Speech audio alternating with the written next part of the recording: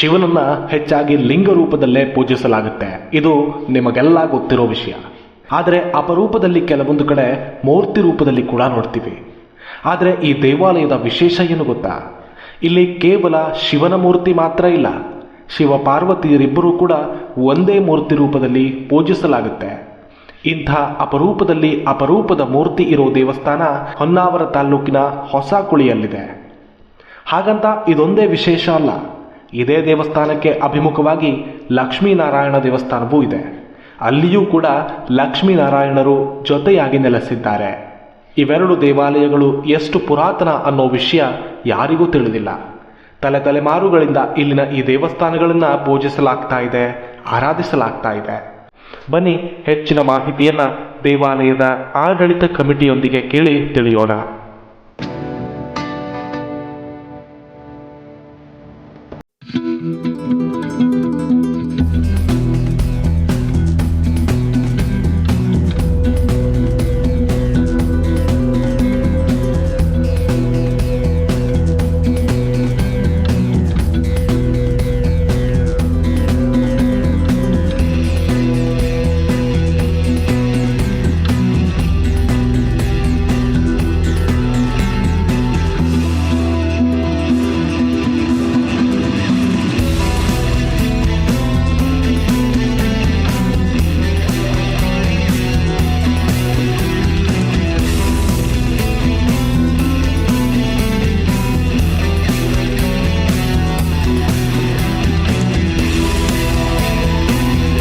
ಶ್ರೀ ಲಕ್ಷ್ಮೀನಾರಾಯಣ ಉಮಾಮಹೇಶ್ವರ ದೇವರನ್ನ ಸ್ಮರಿಸಿ ನಮ್ಮ ಈ ದೇವಾಲಯಗಳ ಬಗ್ಗೆ ಎಲ್ಲ ನಮ್ಮ ಭಕ್ತರಿಗೆ ವಿಶೇಷವಾದಂಥ ಮಾಹಿತಿಯನ್ನು ನೀಡುವ ಸಲುವಾಗಿ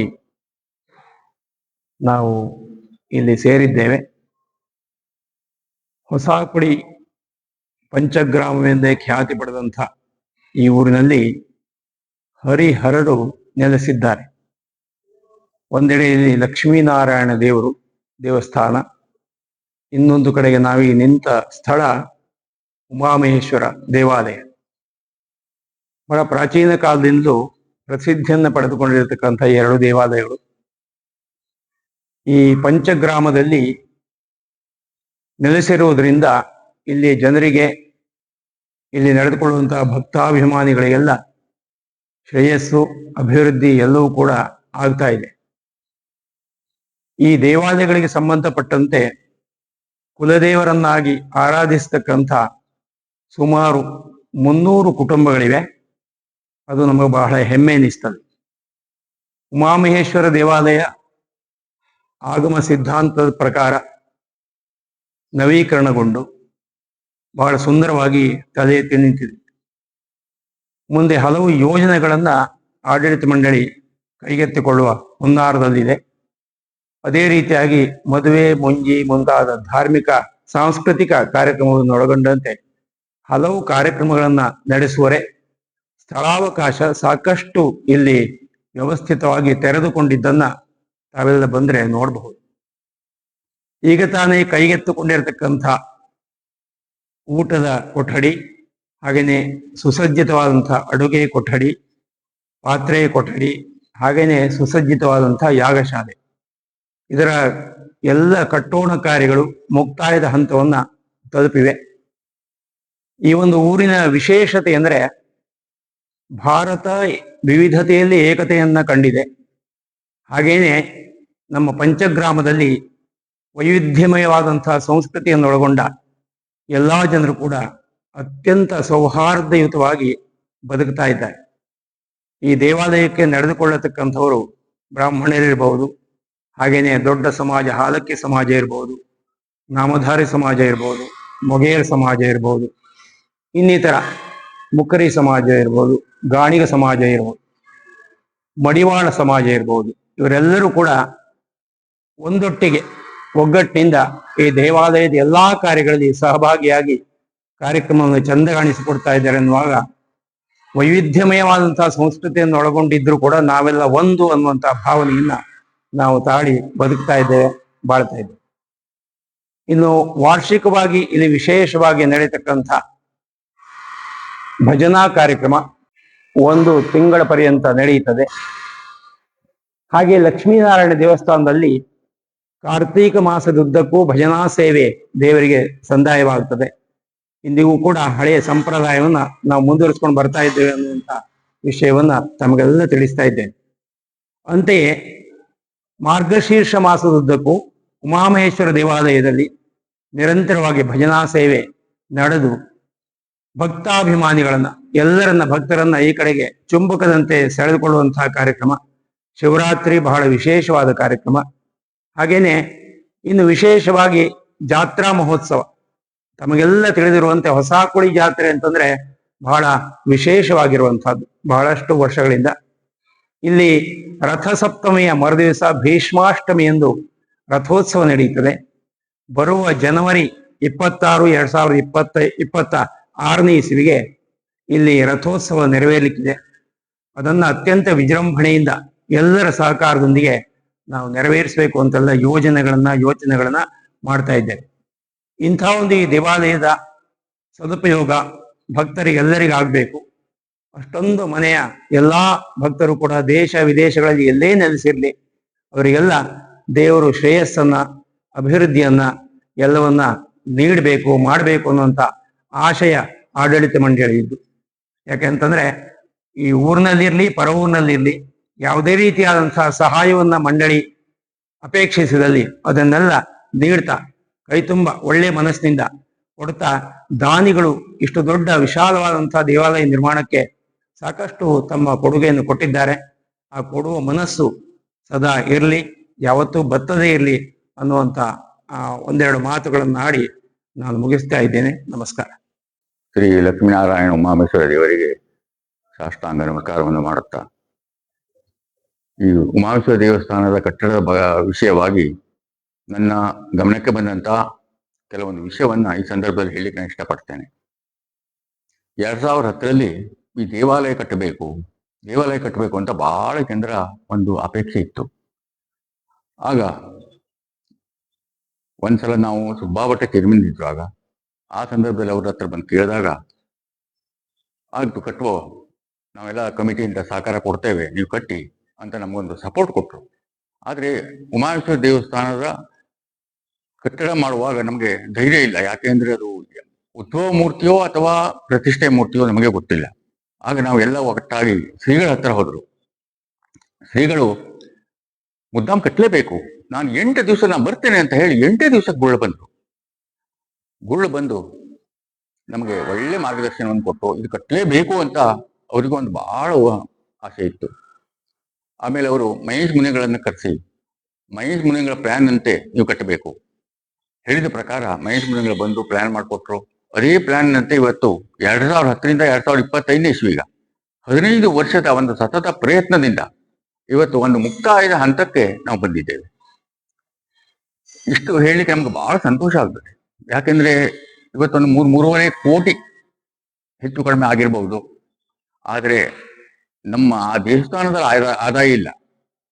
ಆದ್ರೆ ಈ ಆದಾಯ ಎಲ್ಲಿ ಬಂತು? ಭಕ್ತರೇ ಕೊಟ್ಟರು. ಎಲ್ಲಿದ್ದು ಬರೀ ಹೊಸಕುಳಿ ಗ್ರಾಮದಿಂದ ಸಾಧ್ಯ ಇಲ್ಲ. ಯಾಕೆಂದ್ರೆ ಇಲ್ಲಿ 15 ಗುಂಟೆ 10 ಗುಂಟೆ 20 ಗುಂಟೆ 2 ಎಕರೆ ಜಾಗದ ಒಳಗಿದ್ದವರು. ನಮ್ಮ ಗ್ರಾಮವನ್ನೇ ನಂಬಿಕೊಂಡು ದೇವಸ್ಥಾನ ಕಟ್ಟಲಿಕ್ಕೆ ಬಹಳ ಕಷ್ಟ. ಆದ್ರೆ ಗ್ರಾಮದಿಂದ ಹೊರಗಡೆ ಹೋದ ಭಕ್ತರು ನಮಗೆ ತುಂಬಾ ಸಹಾಯವನ್ನು ಮಾಡಿದ್ದಾರೆ. ಅವರಿಗೆ ದೇವರು ಆಯುಷ್ಯ ಆರೋಗ್ಯವನ್ನು ಕೊಟ್ಟು ಕಾಪಾಡಲಿ ಅಂತ, ಇನ್ನೂ ಹೆಚ್ಚಿನ ಸಹಕಾರ ಕೊಡುವಂತಹ ಶಕ್ತಿ ಅವರಿಗೆ ಕೊಡ್ಲಿ ಅಂತ ಈ ಸಂದರ್ಭದಲ್ಲಿ ನಾನು ವಿನಂತಿಯನ್ನು ಮಾಡ್ಕೊಳ್ತೇನೆ. ಅವ್ರು ನಮ್ಮ ಜೊತೆಲಿ ಇದ್ದಾರೆ, ಮತ್ತೆ ಮುಂದೆ ನಮ್ಮ ಜೊತೆಲಿ ಇರಬೇಕು. ಯಾಕೆಂದ್ರೆ ನಮ್ಗೆ ಇನ್ನೊಂದು ಕಲ್ಯಾಣ ಮಂಟಪ ಕಟ್ಟಬೇಕು ಅಂತ ಜಾಗ ಸಹಿತ ಈಗ 1.5-2 ಎಕರೆ ತಗೊಂಡಿದ್ದೇವೆ. ಅದ್ರ ಬಗ್ಗೆ ಎಲ್ಲರೂ ಚಿಂತನೆ ಮಾಡಬೇಕು. ಚಿಂತನೆ ಮಾಡಿ ನಾವು ಒಕ್ಕಟ್ಟಾದ್ರೆ ಇದೊಂದು ಯಾವ ರೀತಿ ಕಾರ್ಯಕ್ರಮ ಆಯಿತೋ ಅದೇ ರೀತಿ ಮುಂದಿನ ಕಾರ್ಯಕ್ರಮ ಆಗೋಕ್ ಸಾಧ್ಯತೆ ಇದೆ. ಹೀಗಾಗಿ ನಿಮ್ಮೆಲ್ಲರ ಸಹಕಾರ ಮುಂದೂ ಇರಬೇಕು. ಹಿಂದೂ ಕೊಟ್ಟಿದ್ದೀರಿ. ಮತ್ತೆ ಈ ಸಂದರ್ಭದಲ್ಲಿ ನಾನು ಶ್ರಮದಾನಕ್ಕೆ ಬಂದಂತ ಎಲ್ಲ ಸಮಾಜದವರನ್ನ ಬಹಳ ಪ್ರೀತಿಯಿಂದ ಗೌರವಿಸ್ತೇನೆ. ಎಲ್ಲ ಸಮಾಜದವರು, ನಾನು ಒಂದು ಸಮಾಜ ವಿಷಯ ಹೇಳೋದಿಲ್ಲ, ಎಲ್ಲ ಸಮಾಜದವರು ನಾಮದಾರಿಯಿಂದ ಹಿಡಿದು ಹರಿಜನ ಬ್ರಾಹ್ಮಣ ಯಾರೇ ಇರಲಿ ಎಲ್ಲ ನಮ್ಮ ಗ್ರಾಮದಲ್ಲಿ ಇರುವಂತ ಎಲ್ಲ ಸಮಾಜದವರು ಬಂದಿಲ್ಲಿ ಸೇವೆ ಮಾಡಿದ್ದಾರೆ. ಅದು ಬಹಳ ಸಂತೋಷ ಕೊಡುವಂತ ಒಂದು ಸನ್ನಿವೇಶ. ಅಂತ ಕೆಲಸವನ್ನು ಇಲ್ಲಿ ಎಲ್ಲ ಸಮಾಜದವರು ಮಾಡಿದ್ದಾರೆ. ನಮ್ಮ ಇಲ್ಲಿಯ ಕೆಲಸಗಾರರು ಕೂಡ ನಮ್ಗೆ ದೇವ್ರ ಕೆಲಸ ಅಂತ ಬಹಳ ಪ್ರೀತಿನ ಮಾಡಿದ್ದಾರೆ. ಇವರೆಲ್ಲರಿಗೂ ಮತ್ತ ನಮ್ಮ ಗ್ರಾಮದ ಎಲ್ಲ ಭಕ್ತರಿಗೂ ಎಲ್ಲರಿಗೂ ದೇವರು ಆಯುಷ್ಯ ಆರೋಗ್ಯವನ್ನು ಕೊಟ್ಟು ಕಾಪಾಡಲಿ ಅಂತ ಈ ಸಂದರ್ಭದಲ್ಲಿ ನಾನು ವಿನಂತಿಯನ್ನು ಮಾಡ್ತೇನೆ.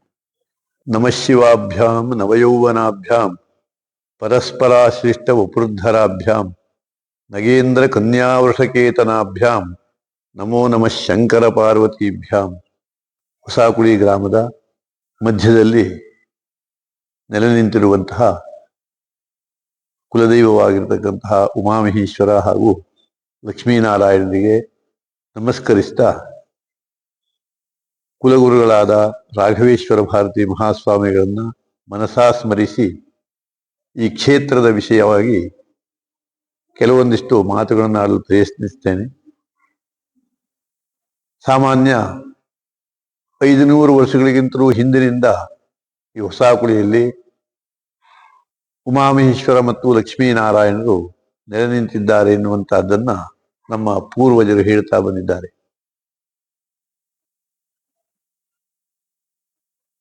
ಪೂರ್ವಾಭಿಮುಖವಾಗಿ ಲಕ್ಷ್ಮೀನಾರಾಯಣ ನೆಲೆ ನಿಂತಿದ್ದು, ಅದರ ಅಭಿಮುಖವಾಗಿ ಪಶ್ಚಿಮಾಭಿಮುಖವಾಗಿ ಉಮಾಮಹೇಶ್ವರ ನೆಲೆ ನಿಂತುಕೊಂಡಿದ್ದಾನೆ. ಈ ಕ್ಷೇತ್ರಕ್ಕೆ ಶ್ರೀಕರ ಕ್ಷೇತ್ರ ಎನ್ನುವಂತಹ ಒಂದು ಆಣತಿಯೂ ಇದೆ. ಅನೇಕ ಫಲಪುಷ್ಪಗಳಿಂದ ತೆಂಗಿನ ಅಡಿಕೆಯ ತೋಟಗಳ ಮಧ್ಯದಲ್ಲಿ ಇರತಕ್ಕಂತಹ ಈ ಕ್ಷೇತ್ರಕ್ಕೆ ಲಕ್ಷ್ಮೀನಾರಾಯಣ ಉಮಾಮಹೇಶ್ವರ ಜಗತ್ತಿನ ತಂದೆ ತಾಯಿಗಳು, ಆದರ್ಶ ದಂಪತಿಗಳು ಲಕ್ಷ್ಮೀನಾರಾಯಣರು, ಜಗತ್ತಿನ ತಂದೆ ತಾಯಿಗಳು ಪಾರ್ವತಿ ಪರಮೇಶ್ವರರು. ಬಹುತೇಕವಾಗಿ ಈ ರೀತಿಯಾಗಿರ್ತಕ್ಕಂತಹ ಕ್ಷೇತ್ರ ನಮ್ಮ ಭಾರತ ದೇಶದಲ್ಲಿಯೇ ಕಾಣಸಿಗುವುದು ಅಪರೂಪ. ಒಂದೇ ಗ್ರಾಮದಲ್ಲಿ ಎರಡೂ ದೇವತೆಗಳು ಎಲ್ಲವರಿಗೂ ಕುಲದೇವರು. ಹೀಗಿರುವಂತಹ ಒಂದು ಸಂದರ್ಭ ಸಿಗುವುದು ಬಹಳ ಕಷ್ಟ. ಅಂತಹ ಪ್ರಸಿದ್ಧವಾಗಿರತಕ್ಕಂತಹ ಈ ಹೊಸಕುಳಿ ಗ್ರಾಮ ಹೊನ್ನಾವರ ತಾಲೂಕಿನ ಮಧ್ಯಭಾಗದಲ್ಲಿ ಇರುವಂತಹ ಒಂದು ಕ್ಷೇತ್ರ. ಹೊಸಕುಳಿ, ಮುಗುವ, ಒಂದೂರು, ನೀಲಕೋಡು, ಸಾಲಕೋಡು ಹೀಗೆ 5 ಗ್ರಾಮಗಳನ್ನ ಸೇರಿಕೊಂಡು ಪಂಚಗ್ರಾಮ ಎನ್ನುವಂತಹ ಒಂದು ಪ್ರಸಿದ್ಧಿಯನ್ನ ಪಡೆದುಕೊಂಡಿದೆ. ಈ ಪಂಚಗ್ರಾಮದ ಮಧ್ಯದಲ್ಲಿ ಹೊಸಕುಳಿಯ ಗ್ರಾಮ ಇದೆ. ಇಲ್ಲಿ ನಡೆಯುವಂತಹ ಎಲ್ಲ ಧಾರ್ಮಿಕ ಕಾರ್ಯಕ್ರಮಗಳಿಗೆ ಪಂಚಗ್ರಾಮದ ಸಮಸ್ತರು ಸೇರಿಕೊಳ್ಳುತ್ತಾರೆ. ವಾರ್ಷಿಕವಾಗಿ ನಡೆಯುವಂತಹ ಕೆಲವೊಂದಿಷ್ಟು ಕಾರ್ಯಕ್ರಮಗಳನ್ನ ನಮ್ಮ ಗ್ರಾಮದ ಭಜಕರೇ ಸೇರಿ ನೆರವೇರಿಸಿದರು. ಪ್ರತಿವಾರ್ಷಿಕವಾಗಿ ನಡೆಯುವಂತಹ ರಥೋತ್ಸವ ಈ ಪಂಚಗ್ರಾಮದಲ್ಲಿ ಮತ್ತೆಲ್ಲಿಯೂ ನಡೆಯುವುದಿಲ್ಲ. ಇದು ಹೊಸ ಪಂಚಗ್ರಾಮದ ತೇರಾಗಿ ರಥೋತ್ಸವವಾಗಿ ಇವತ್ತು ವಿಜೃಂಭಣೆಯಿಂದ ನಡೀತಾ ಇದೆ. ಹಿಂದಿನವರು ಕಷ್ಟ ಕಾಲದಲ್ಲಿ ಅದನ್ನ ನೆರವೇರಿಸಿಕೊಂಡು ಬಂದು ಈಗಿನ ಸುಖದ ಕಾಲದಲ್ಲಿ ನಮಗೆ ಬಿಟ್ಟು ಹೋಗಿದ್ದಾರೆ. ಹಾಗಾಗಿ ಈ ಕ್ಷೇತ್ರದಲ್ಲಿ ನಡೆಯುವಂತಹ ಧಾರ್ಮಿಕ ಕಾರ್ಯಕ್ರಮ ಕೇವಲ ಒಂದು ಸಮಾಜದ್ದಾಗಿ ಆಗುವುದಿಲ್ಲ. ಈಗಾಗಲೇ ಹೇಳಿದ್ದಾರೆ, ನಮ್ಮ ಭಾಗದ, ನಮ್ಮ ಗ್ರಾಮದ ಎಲ್ಲ ಸಮಾಜದ ಬಾಂಧವರು ತಮ್ಮ ತಮ್ಮ ಸೇವೆಯನ್ನ ವಿಶೇಷವಾಗಿ ಮಾಡಿ ತೋರಿಸ್ತಾರೆ. ಅಂತಹ ಪ್ರಸಿದ್ಧವಾಗಿರತಕ್ಕಂತಹ ಈ ಶ್ರೀಕರ ಕ್ಷೇತ್ರ ಅನೇಕ ಮಹತ್ತರವಾಗಿರತಕ್ಕಂತಹ ಕಾರ್ಯಗಳು ಇಲ್ಲಿ ನಡೆದಿವೆ ಎನ್ನುವುದಕ್ಕೆ ಅನೇಕ ಉದಾಹರಣೆಗಳು ಇವೆ. ಹಿಂದೆ ಈ ಕ್ಷೇತ್ರದಲ್ಲಿ ಇರತಕ್ಕಂತಹ ಧ್ವಜಸ್ತಂಭವನ್ನ ನಿಲ್ಲಿಸುವುದು ಕಷ್ಟ ಆಗಿತ್ತಂತೆ. ಆ ಸಂದರ್ಭದಲ್ಲಿ ಭಗವಾನ್ ಶ್ರೀಧರ ಸ್ವಾಮಿಗಳು ಬಂದು ಇಲ್ಲಿರತಕ್ಕಂತಹ ದುಷ್ಟಶಕ್ತಿಯನ್ನ ದೂರ ಮಾಡಿ ಆ ಧ್ವಜಸ್ತಂಭವನ್ನ ನಿಲ್ಲಿಸಿಕೊಟ್ರು ಎನ್ನುವಂತಹದ್ದನ್ನ ನಮ್ಮ ಹಿರಿಯರೆಲ್ಲ ಹೇಳ್ತಾರೆ. ಹೀಗೆ ಅನೇಕ ಪ್ರಸಿದ್ಧರು, ತಪಸ್ವಿಗಳು ಈ ಕ್ಷೇತ್ರವನ್ನ ಹಾಡಿ ಹೊಗಳಿದ್ದಾರೆ. ಈ ಕ್ಷೇತ್ರದಲ್ಲಿ ತಪಸ್ಸನ್ನ ಮಾಡಿದ್ದಾರೆ. ಅಂತಹ ಸಿದ್ಧಿ ಕ್ಷೇತ್ರವಾಗಿರತಕ್ಕಂತಹ ನಮ್ಮ ಉಮಾಮಹೇಶ್ವರ ದೇವರು, ಲಕ್ಷ್ಮೀನಾರಾಯಣ ದೇವರು ನಾವು ಬೇಡಿದ್ದನ್ನ ಕರುಣಿಸ್ತಾರೆ.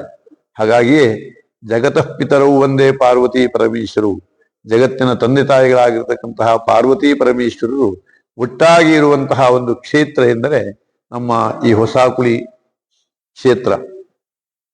ಹಿಂದೆ ಜೀರ್ಣವಾಗಿರತಕ್ಕಂತಹ ಲಕ್ಷ್ಮೀನಾರಾಯಣ ದೇವಸ್ಥಾನವನ್ನ ನಮ್ಮ ಭಾಗದ ಪ್ರಸಿದ್ಧರಾಗಿರ್ತಕ್ಕಂತಹ ಲಕ್ಷ್ಮೀನಾರಾಯಣ ಸುಬ್ರಾಯ ಹೆಗಡೆ ಗೊಟ್ನಕೋಳು ಅವರ ನೇತೃತ್ವದಲ್ಲಿ ಲಕ್ಷ್ಮೀನಾರಾಯಣ ದೇವಸ್ಥಾನದ ನವೀಕರಣ ಆಯಿತು. ಆಮೇಲೆ ಉಮಾಮಹೇಶ್ವರ ದೇವಸ್ಥಾನವನ್ನು ಸಹ ನವೀಕರಣ ಮಾಡಿಕೊಳ್ಳಬೇಕು ಎನ್ನುವಂತಹ ಹಂಬಲ, ಅದರ ಬಗ್ಗೆ ವಿಶೇಷವಾಗಿರ್ತಕ್ಕಂತಹ ಕಾಳಜಿಯನ್ನ ಈ ಭಾಗದ ಜನರು ವಹಿಸಿಕೊಂಡ್ರು. ಆದರೆ ನಮ್ಮ ಭಾಗದ ಜನರಿಗೆ ಇಷ್ಟು ದೊಡ್ಡದಾಗಿರ್ತಕ್ಕಂತಹ ದೇವಸ್ಥಾನವನ್ನ ನಿರ್ಮಾಣ ಮಾಡುವಂತಹ ಶಕ್ತಿ ನಮ್ಮ ಭಾಗದ ಜನರಿಗೆ ಅಷ್ಟಾಗಿ ಇಲ್ಲ. ಎಲ್ಲವರು ಸಣ್ಣ ಸಣ್ಣದಾಗಿರ್ತಕ್ಕಂತಹ ಕ್ಷೇತ್ರವನ್ನು ಹೊಂದಿದವರು, ಅವರವರ ಕುಟುಂಬವನ್ನು ನಿರ್ವಹಿಸುವುದೇ ಕಷ್ಟ ಸಾಧ್ಯ. ಆದರೂ ಭಕ್ತಾದಿಗಳೆಲ್ಲ ಸೇರಿ ನಮ್ಮ ಕುಲಗುರುಗಳಲ್ಲಿ ವಿನಂತಿಸಿಕೊಂಡಾಗ ಅವರು ಮಾಡಿರತಕ್ಕಂತಹ ಒಂದು ಆಶೀರ್ವಾದದ ಫಲ ಇವತ್ತು ಈ ಸುಂದರವಾಗಿರ್ತಕ್ಕಂತಹ ದೇವಸ್ಥಾನ ನಿರ್ಮಾಣ ಆಗಲಿಕ್ಕೆ ಕಾರಣ ಆಯಿತು. ಅದಕ್ಕೆ ಮುಡಾರೆಯ ಮಹಾಬಲೇಶ್ವರ ಪರಮೇಶ್ವರ ಹೆಗಡೆಯವರ ಅಧ್ಯಕ್ಷತೆಯಲ್ಲಿ ಉಮಾಮಹೇಶ್ವರ ಭಟ್ರು, ಆರ್.ಜಿ. ಹೆಗಡೆಯವರು, ಹೀಗೆ ಅನೇಕರು ಸೇರಿಕೊಂಡು ಈ ಕ್ಷೇತ್ರದ ನಿರ್ಮಾಣಕ್ಕೆ ತಮ್ಮನ್ನು ತೊಡಗಿಸಿಕೊಂಡರು. ಈ ಭಾಗದ ಶಾಸಕರಾಗಿರ್ತಕ್ಕಂತಹ ದಿನಕರ ಶೆಟ್ಟಿಯವರು ಈ ಕ್ಷೇತ್ರಕ್ಕೆ ತಮ್ಮಿಂದ ಆಗತಕ್ಕಂತಹ ಎಲ್ಲ ಸಹಕಾರಗಳನ್ನು ಕೊಟ್ಟರು. ಹಾಗೆಯೇ ರಾಜ್ಯ ಸರ್ಕಾರದಿಂದ ಬರತಕ್ಕಂತಹ ಸಹಾಯವನ್ನ ಯಾಚಿಸಿದಾಗ ಅದಕ್ಕೆ ಪೂರಕವಾಗಿ ಅವರು ನಿಂತುಕೊಂಡ್ರು. ಹಾಗಾಗಿ ಈ ಕ್ಷೇತ್ರ ಹೀಗೆ ನೆರವೇರಲಿಕ್ಕೆ ಸಾಧ್ಯವಾಯಿತು.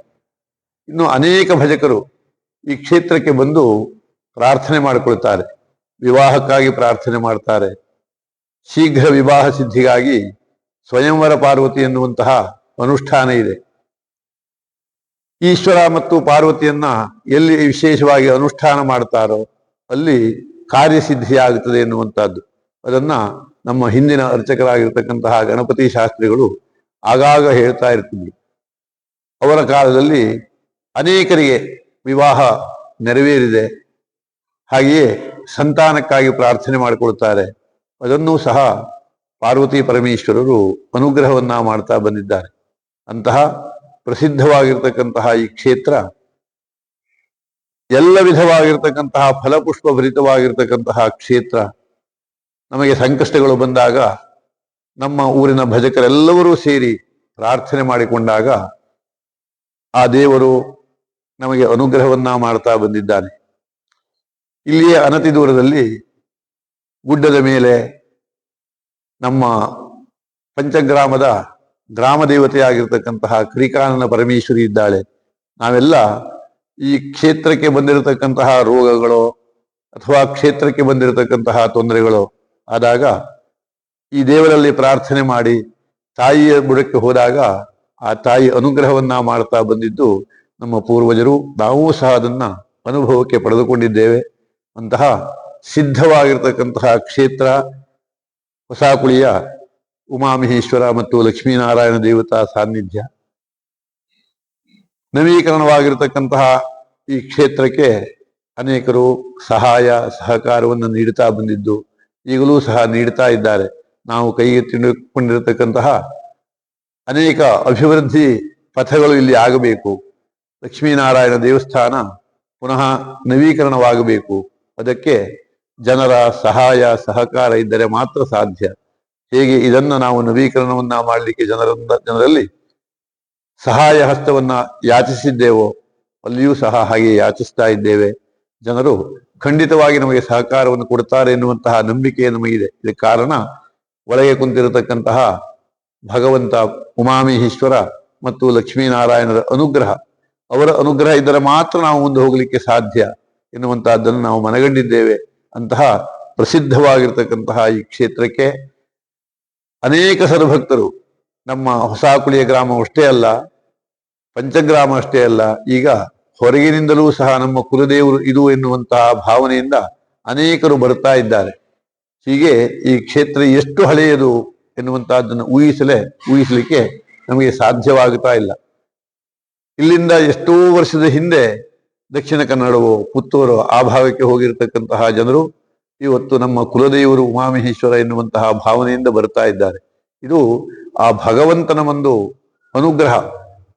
ಅವನನ್ನ ಬಿಟ್ಟು ಎಷ್ಟು ದೂರ ಹೋದರೂ ಪುನಃ ಅವನ ಹತ್ರ ಸೆಳೆದುಕೊಳ್ತಾನೆ ಅಂತಾದರೆ ಅವನ ಶಕ್ತಿ ಎಷ್ಟು ಅಗಾಧವಾದದ್ದು ಎನ್ನುವಂತಹದ್ದನ್ನ ನಾವು ತಿಳಿದುಕೊಳ್ಳಬೇಕು. ತೇನ ವಿನಾ ತೃಣಮಪಿನ ಚಲತಿ ಎನ್ನುವಂತೆ ಆ ಭಗವಂತನ ಅನುಗ್ರಹ ಇಲ್ಲದೇ ಇದ್ರೆ ಒಂದು ಕಡ್ಡಿಯೂ ಸಹ ಅಲುಗಾಡುವುದಿಲ್ಲವಂತೆ. ಹಾಗೆ ನಾವು ಕುಲದೇವರ ಅನುಗ್ರಹ ಇಲ್ಲದೇ ಇದ್ರೆ ನಮ್ಮ ಕುಟುಂಬಕ್ಕೆ ಅನೇಕ ವಿಧವಾಗಿರ್ತಕ್ಕಂತಹ ಹಾನಿಗಳು, ತೊಂದರೆಗಳು ಆಗುತ್ತಾ ಇರ್ತದೆ. ಹಾಗಾಗಿ ನಾವು ಕುಲದೇವತಾಭ್ಯೋ ನಮಃ ಎನ್ನುವಂತಹ ಸ್ಮರಣೆಯನ್ನ ಪ್ರತಿನಿತ್ಯ ನಾವು ಮಾಡ್ತೇವೆ. ಅಂತಹ ಕುಲದೈವನಾಗಿರ್ತಕ್ಕಂತಹ ಉಮಾಮಹೇಶ್ವರ ಮತ್ತು ಆರಾಧನೆ ಮಾಡತಕ್ಕಂತಹ ಅನೇಕ ಭಕ್ತರು ಈ ಗ್ರಾಮದಲ್ಲಿದ್ದಾರೆ. ಅವರ ಕುಲದೇವರು ಬೇರೆಯಾದರೂ ಈ ಕ್ಷೇತ್ರಕ್ಕೆ ವಿಶೇಷವಾಗಿ ತಮ್ಮನ್ನ ತೊಡಗಿಸಿಕೊಳ್ತಾರೆ. ವಾರ್ಷಿಕವಾಗಿ ನಡೆಯುವಂತಹ ಭಜನಾ ಕಾರ್ಯಕ್ರಮದಲ್ಲಿ ನಮ್ಮ ಈ ಭಾಗದ ಅರ್ಚಕರಾಗಿ ಬಂದಿರತಕ್ಕಂತಹ ಮನೆತನದವರು, ಶಾಸ್ತ್ರಿಗಳು ಈಗಾಗಲೇ ಮಾತಾಡಿದ್ದಾರೆ, ಅವರ ಕುಟುಂಬದವರು, ಹೀಗೆ ಅನೇಕರು ಸೇರಿ ಭಜನಾ ಕಾರ್ಯಕ್ರಮವನ್ನು ವಿಶೇಷವಾಗಿ ನೆರವೇರಿಸ್ತಾರೆ. ಇದೆಲ್ಲ ಅವರು ನೆರವೇರಿಸ್ತಾರೆ ಎನ್ನುವುದಕ್ಕಿಂತ ಆ ಭಗವಂತ ಅವರಿಂದ ಸೇವೆಯನ್ನು ಪಡೆದುಕೊಳ್ತಾ ಇದ್ದಾನೆ. ಅನೂಚಾನವಾಗಿ ಅವರು ಮಾಡ್ತಾ ಇದ್ದದನ್ನು ನೋಡಿದರೆ ಆ ಭಗವಂತ ಅವರ ಕುಟುಂಬದ ಮೇಲೆ ಎಷ್ಟು ಅನುಗ್ರಹವನ್ನ ಮಾಡಿರಬಹುದು ಎನ್ನುವಂತಹದ್ದನ್ನು ನಾವು ಊಹಿಸಿಕೊಳ್ಳಬೇಕು. ಇದೆಲ್ಲ ಇಲ್ಲಿರತಕ್ಕಂತಹ ಶಕ್ತಿ ದೇವತೆ ಆಗಿರತಕ್ಕಂತಹ ಉಮಾಮಹೇಶ್ವರ ಮತ್ತು ಲಕ್ಷ್ಮೀನಾರಾಯಣನ ಅನುಗ್ರಹದಿಂದಲೇ ನೆರವೇರುತ್ತಾ ಇದೆ. ಈಗ ಸದ್ಯದಲ್ಲಿ ಶಿವಾನಂದ ಭಟ್ರು ನಮ್ಮ ಕ್ಷೇತ್ರದ ಅರ್ಚಕರು, ಲಕ್ಷ್ಮೀನಾರಾಯಣನಿಗೆ ಸುಬ್ರಹ್ಮಣ್ಯ ಭಟ್ರು ಅರ್ಚಕರು, ಹೀಗೆ 2 ಅರ್ಚಕರು ಈ ದೇವಸ್ಥಾನದ ನಿತ್ಯ ಸೇವೆಯನ್ನ ವಿಶೇಷವಾಗಿ ಶ್ರದ್ಧೆಯಿಂದ ಮಾಡ್ತಾ ಇದ್ದಾರೆ. ಅವರ ಕುಟುಂಬಕ್ಕೂ ಸಹ ಹೊಸತಾಗಿ ಬಂದಿರತಕ್ಕಂತಹ ಶಿವಾನಂದ ಭಟ್ರ ಕುಟುಂಬಕ್ಕೆ ಆ ಭಗವಂತನ ಅನುಗ್ರಹ ಸದಾ ಇರಬೇಕು. ನಮ್ಮೊಟ್ಟಿಗೆ ಇದ್ದಾರೆ ಅವರು ಬರುವಂತಹ ಭಕ್ತಾದಿಗಳನ್ನ ಪ್ರೀತಿಯಿಂದ ನೋಡಿ, ಹಿಂದೆ ಹೇಗೆ ನಮ್ಮ ಗಣಪತಿ ಶಾಸ್ತ್ರಿಗಳು ಬಂದಂತಹ ಭಕ್ತರಿಗೆ ಯಾವ ರೀತಿಯಾಗಿ ದೇವರ ಅನುಗ್ರಹವನ್ನ ಕೊಡಿಸ್ತಾ ಇದ್ದರೋ ಅದನ್ನ ಈಗ ಶಿವಾನಂದ ಭಟ್ರು ವಹಿಸಿಕೊಂಡಿದ್ದಾರೆ. ಅವರೂ ಸಹ ಅದೇ ರೀತಿಯಾಗಿ ಕ್ಷೇತ್ರದ ಎಲ್ಲ ವಿಧವಾಗಿರ್ತಕ್ಕಂತಹ ಸೇವೆಯನ್ನ ಮಾಡಲಿಕ್ಕೆ ನಾವೆಲ್ಲ ಭಜಕರು ಸಹಕರಿಸೋಣ. ಇಲ್ಲಿಯ ನಿತ್ಯ ನೈಮಿತ್ತಿಕ ಎಲ್ಲವೂ ಸಹ ಸಾಂಗೋಪಾಂಗವಾಗಿ ನೆರವೇರಬೇಕು. ಅದಕ್ಕೆ ಭಜಕರು ಸಹಾಯ ಸಹಕಾರವನ್ನು ಕೊಡಬೇಕು. ಯಾಕೆಂತಂದ್ರೆ ಈ ಕ್ಷೇತ್ರಕ್ಕೆ ಅನೇಕ ಉಂಬಳಿಗಳಿದ್ದವು, ಆದರೆ ಈಗ ಯಾವುದೂ ಇಲ್ಲ. ಭಜಕರ ಒಂದು ಸಹಾಯ ಸಹಕಾರದಿಂದಲೇ ಎಲ್ಲವೂ ನೆರವೇರಬೇಕು. ಗುರುಗಳು ಮಾಡಿಕೊಟ್ಟಿರತಕ್ಕಂತಹ ನಮ್ಮ 9 ಜನರ ಸಮಿತಿ ಇದೆ. ಅವರೆಲ್ಲರೂ ಒಗ್ಗಟ್ಟಾಗಿ ನಿತ್ಯ ನೈಮಿತ್ತಿಕ ವಿಶೇಷ ಕಾರ್ಯಕ್ಕಾಗಿ ಶ್ರಮಿಸ್ತಾ ಇದ್ದಾರೆ. ಅವರೆಲ್ಲವರ ಸಹಕಾರ ಆ ಭಗವಂತನಿಂದ ಸದಾಕಾಲ ಇರಲಿ. ಯಾರ್ಯಾರು ಎಷ್ಟೆಷ್ಟು ಸೇವೆಯನ್ನ ಮಾಡಬೇಕು ಎನ್ನುವಂತಹ ಆಣತಿ ಆ ಭಗವಂತ ನಮಗೆ ಕೊಡ್ತಾನೋ ಅದನ್ನು ನಾವು ನೆರವೇರಿಸ್ತೇವೆ. ಅದಕ್ಕೆ ನಮ್ಮ ಭಾಗದ ಜನರಲ್ಲದೆ ಇಲ್ಲಿಂದ ಹೊರಗೆ ಹೋಗಿರತಕ್ಕಂತಹ ಅನೇಕ ಭಜಕರಿದ್ದಾರೆ. ಅವರೆಲ್ಲವರ ಸಹಕಾರವನ್ನ ಸದಾಕಾಲ ಯಾಚಿಸ್ತಾ ಈ ಕ್ಷೇತ್ರ ಇನ್ನು ಅಭಿವೃದ್ಧಿ ಪಥದಲ್ಲಿ ಸಾಗಲಿ ಎನ್ನುವಂತಹ ಪ್ರಾರ್ಥನೆಯೊಂದಿಗೆ ನನ್ನೆರಡು ಮಾತನ್ನು ಮುಗಿಸ್ತೇನೆ. ನಮಸ್ಕಾರ.